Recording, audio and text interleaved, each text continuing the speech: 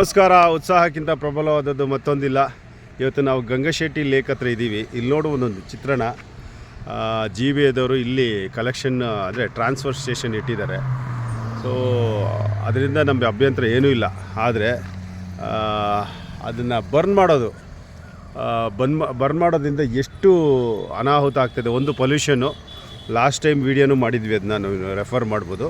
ಅದಾದಮೇಲೆ ನಮ್ಮ ಕೆರೆಯಲ್ಲಿರೋವಂಥ ಗಿಡಗಳಿಗೆ ಎಷ್ಟು ಧಕ್ಕೆ ಆಗ್ತಾಯಿದೆ ನೋಡ್ಬೋದು.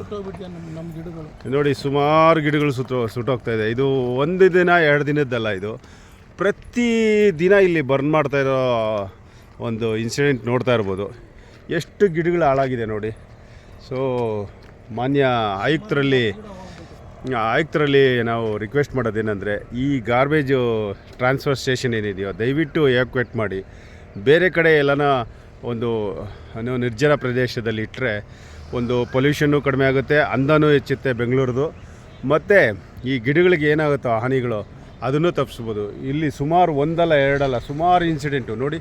ಎಷ್ಟು ಟನ್ಗಟ್ಟಲೆ ಇದು ಗಾರ್ಬೇಜ್ ಇಲ್ಲಿ ಬಂದು ಇಲ್ಲಿ ಸ್ಟಾಕ್ ಮಾಡಿದ್ದಾರೆ.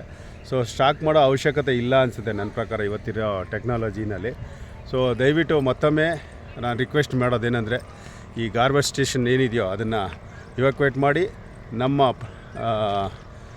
ಏನಿದೆಯೋ ಕೆರೆನ ಉಳಿಸಿ ಮತ್ತು ಕೆರೆ ಪರಿಸರ ಉಳಿಸಬೇಕಾಗಿ ತಮ್ಮಲ್ಲಿ ವಿನಂತಿಸ್ಕೊಳ್ತಾ ಇದ್ದೀವಿ. ನಮಸ್ಕಾರ.